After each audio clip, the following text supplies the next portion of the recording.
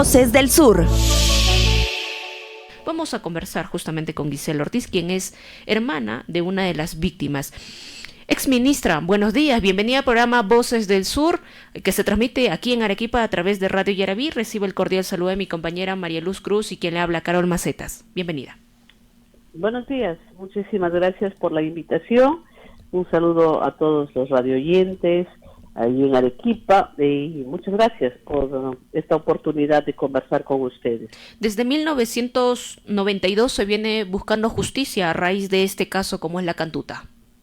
Así es, nosotros vamos a cumplir 32 años como familiares buscando justicia, buscando la sanción para todos y cada uno de los responsables de la desaparición y asesinato de nuestros familiares.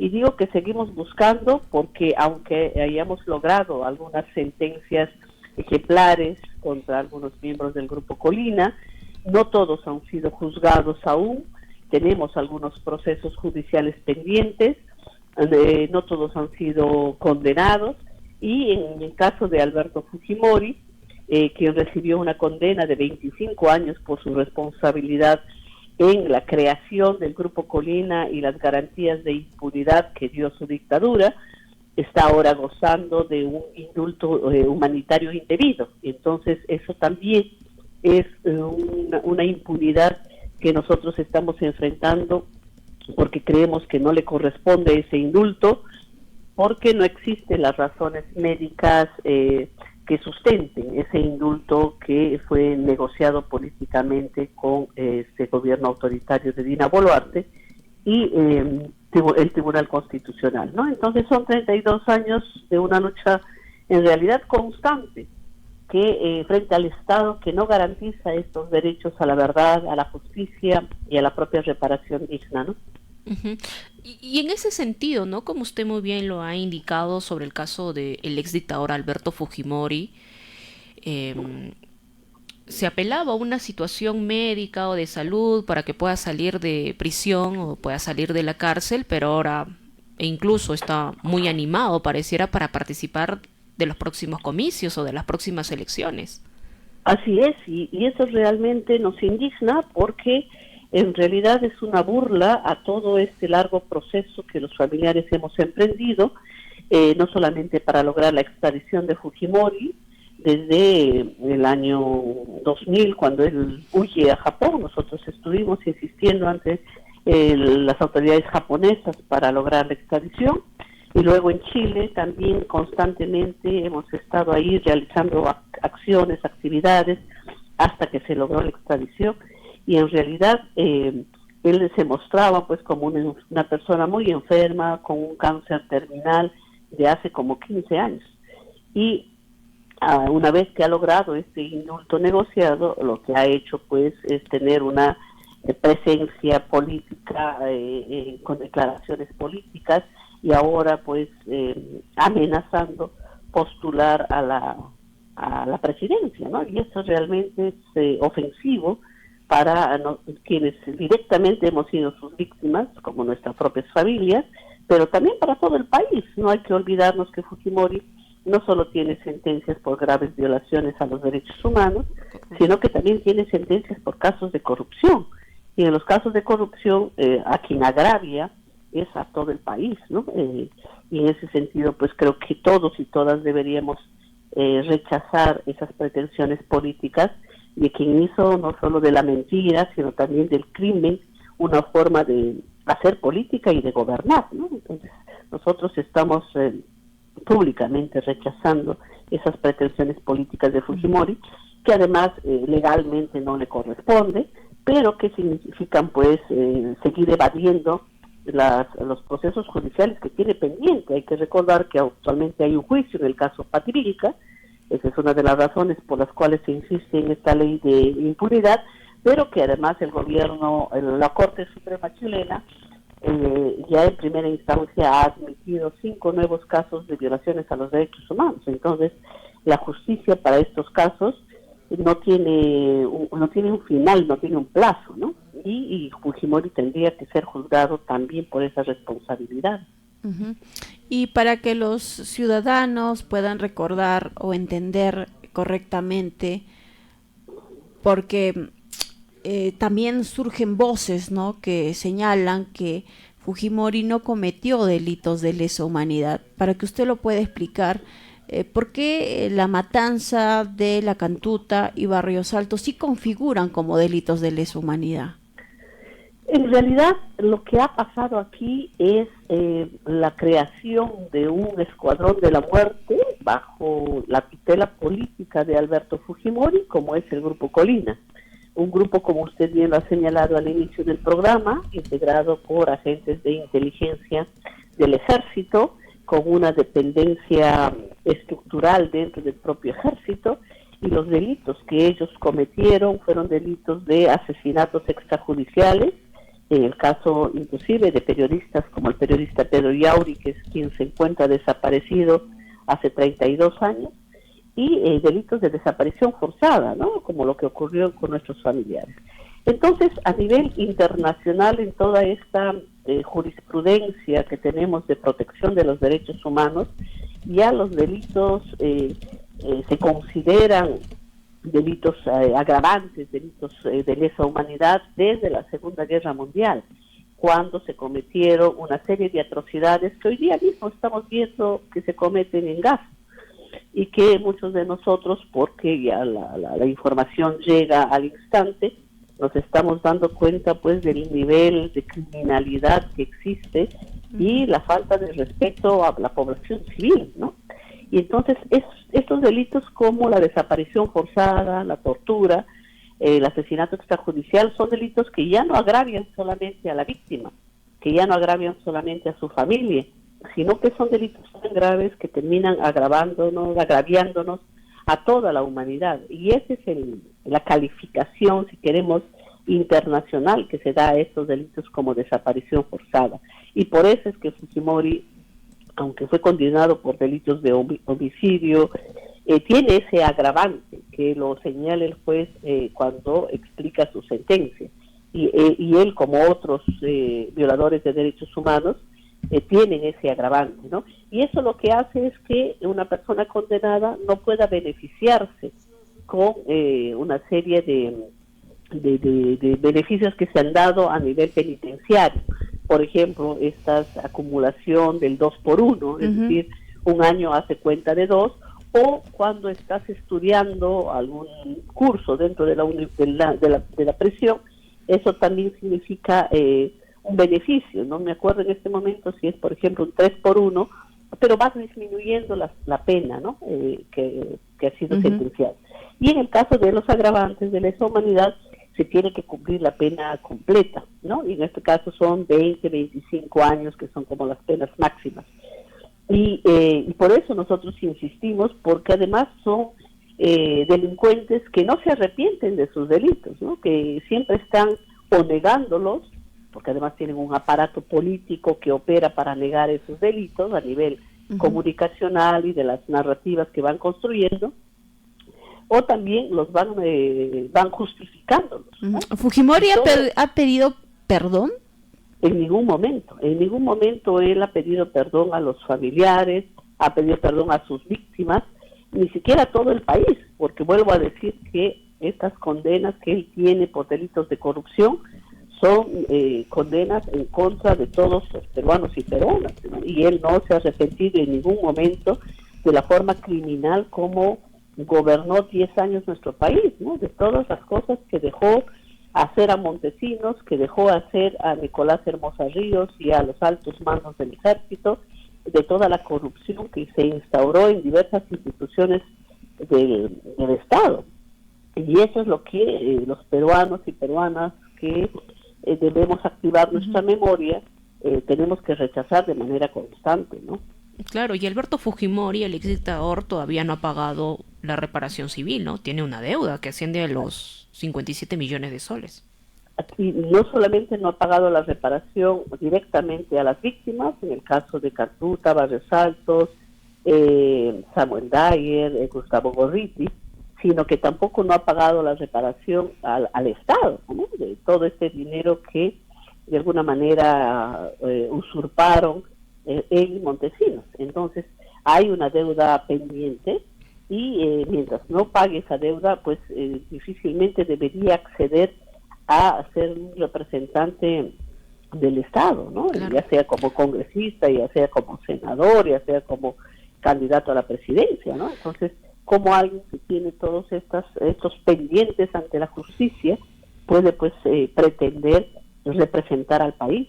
Y a pesar de la gravedad de los hechos, de las matanzas y de las investigaciones que se realizaron en su momento, y del aparato político que también se tiene en el Parlamento, el Congreso ha aprobado esta ley que prescribe los delitos por lesa humanidad, omitiendo las recomendaciones de la Corte Interamericana de Derechos Humanos y además de otros organismos internacionales. Así es, lo que ha hecho el Congreso realmente es una aberración, ¿no?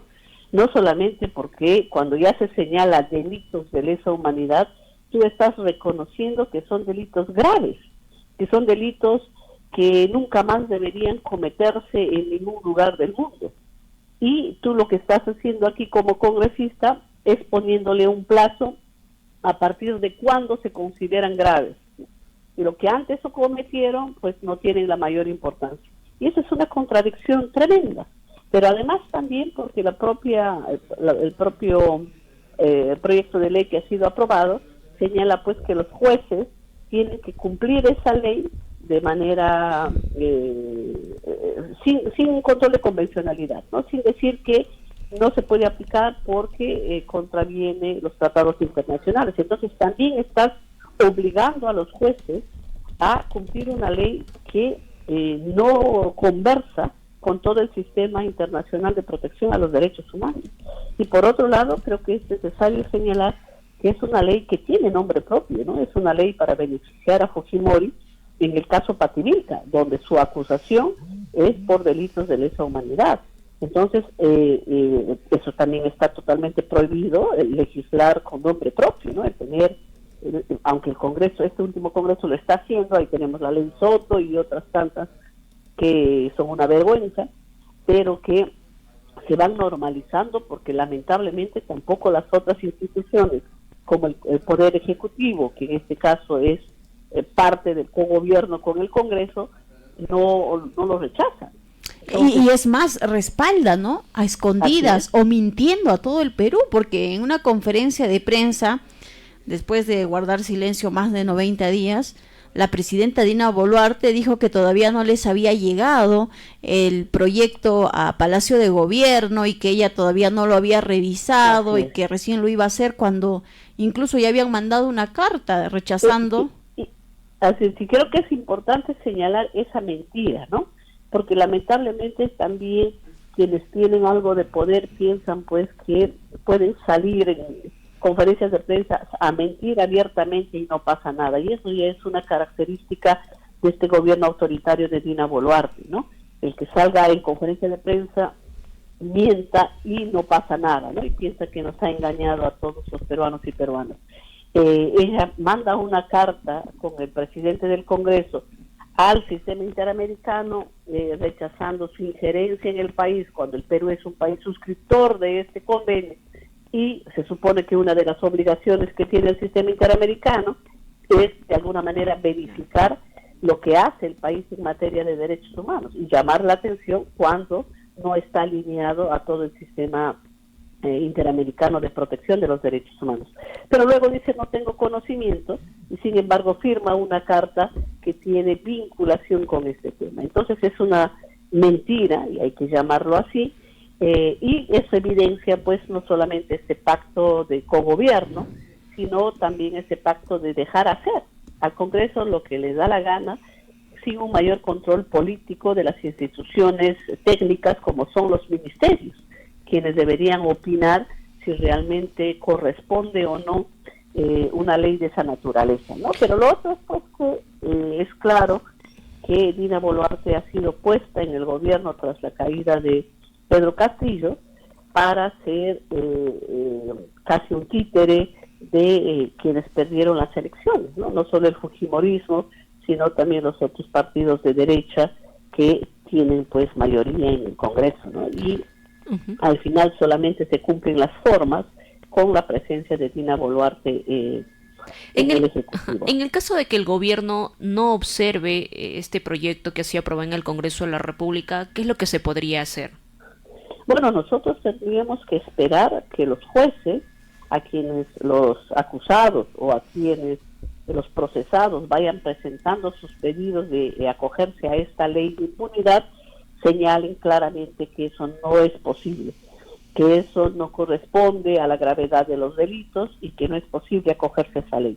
Eso es lo único que podemos esperar, porque es cierto que el Tribunal Constitucional, institución llamada también a este control de las propias normas que se dan en el país, de que si es constitucional o no, este es un tribunal constitucional puesto por el fujimorismo y por la mayoría del Congreso, que no va a ser mayor objeción, ¿no? Entonces lo hemos visto en su papel en el tema de Fujimori, del indulto a Fujimori, y en el tema de la Junta Nacional de Justicia, ¿no? Entonces no hay una garantía de este control interno, ¿no? Y eso es lo que también se tiene que denunciar al nivel internacional, de que aquí la democracia ha sido totalmente vulnerada, pisoteada, porque uno, no hay independencia de poderes, es decir, hay un cogobierno entre el Ejecutivo y el Legislativo, y de alguna manera el presidente del Poder Judicial también se presta a alguno de estos acuerdos. Felizmente no firmó la carta para la Corte Interamericana, pero sí sale públicamente a decir que la Corte no tiene injerencia, y lo dice un abogado y lo dice un presidente del Poder Judicial, sabiendo que eso es mentira, ¿no? Entonces no hay una garantía pues del control de las propias normas que está dando este Congreso para beneficios particulares. Estamos frente a un gobierno, en este caso frente a una mandataria que tiene investigaciones por el tema de las muertes ocurridas durante las protestas de diciembre de 2022 y enero de 2023, pero también se tiene a un Congreso, como usted muy bien lo ha indicado, que aprueba proyectos de ley que terminan siendo lesivos para la ciudadanía o que tienen nombre propio, y esto está generando que algunos ciudadanos nuevamente se organicen y los días 26, 27 y 28 de julio se trasladen a Lima para alzar su voz de protesta frente al gobierno de Dina Boluarte y frente al Congreso de la República. Y creo que hay una obligación moral de todos y de todas de ejercer esa vigilancia ciudadana como parte del derecho que tenemos a exigir no solamente el cumplimiento de las leyes para todos y para todas, ¿no?, sino también el de exigir también elecciones generales que de alguna manera nos den la seguridad de que quienes nos gobiernan son partidos políticos a quienes hemos elegido para esa función, ¿no?, y que ahora actualmente no se ejerce. Entonces yo sí creo que es necesaria la movilización ciudadana. Creo que también hay un gran temor de la población justamente por los crímenes que cometió este gobierno autoritario en diciembre del 2022 y enero del 2023, y que de alguna manera han generado temor de salir a las calles, ¿no? Pero creo que también hay un compromiso, ¿no?, de especialmente de regiones que se han movilizado de manera continua, como Puno, Ayacucho, de seguir de alguna manera protegiendo la poca democracia que nos queda, ¿no?, y hacer sentir pues que la voz de los ciudadanos y ciudadanas es, al igual que su voto, quien debería señalar el camino de país que queremos, ¿no?, y no la imposición de grupos políticos que pierden las elecciones, pero que luego negocian políticamente para gobernar y para poner pues a sus funcionarios en los ministerios, que siguen haciendo lo mismo de siempre, ¿no?, beneficiar a grandes empresas en contra del derecho de ciudadanos que día a día se ven afectados, ¿no?, y más ahora que hay una crisis económica y una gran recesión que también se siente, ¿no? Entonces, producto también, me imagino yo, de toda esta desconfianza de los grandes inversores en el país, ¿no? Es decir, un país que no respeta un sistema internacional de justicia, ¿qué tipo de garantía puede dar en materia económica, ¿no? Entonces, eso también se tiene que dimensionar, ¿no? Una última interrogante, una última consulta. Coalición Ciudadana está planteando que Estados Unidos le restrinja las visas a algunos congresistas de nuestro país, justamente por este tema, por socavar la democracia. Hay un antecedente, me parece que en Guatemala ocurrió algo así. ¿Debería darse ello? Bueno, yo creo que en materia de derechos humanos, toda la comunidad internacional debería reaccionar. No podemos ser simplemente espectadores de lo que aquí viene ocurriendo, de la manera como se permite la impunidad y cómo se beneficia a estos violadores de derechos humanos. Y no solamente Estados Unidos, ¿no?, sino todos los países donde se exige la visa para poder ingresar al país, deberían restringir a quienes no tienen pues una posición clara de respeto a la democracia. Y la impunidad también es una forma de socavar la democracia, porque lo que tú estás haciendo es generar leyes para evitar la investigación y la sanción, que son parte del derecho a la verdad y a la justicia. Entonces yo creo que todas esas iniciativas que signifiquen pedirle una posición clara a países que además tienen pues un peso internacional indiscutible, son válidas en este contexto, ¿no? Porque el único temor que pueden tener no solo los congresistas, ¿no?, sino el propio gobierno, es justamente a la presión internacional, ¿no?, y que antes también se ha dado. Yo recuerdo claramente en la época de Fujimori, cuando se estaba exigiendo el esclarecimiento de la existencia del Grupo Colina, el embajador de entonces de Estados Unidos también señaló un freno a un préstamo que Fujimori había pedido, ¿no?, en ese contexto.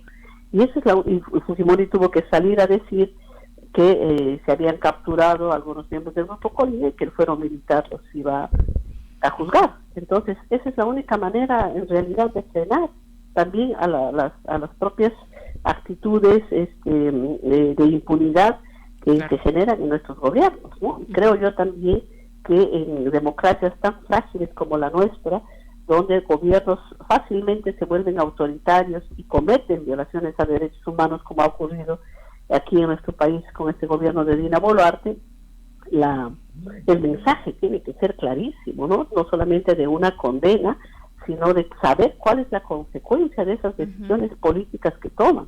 Y por eso la necesidad de que la comunidad internacional también se pronuncie sobre estos temas y prohíba de alguna manera el ingreso de estos personajes a sus países, ¿no?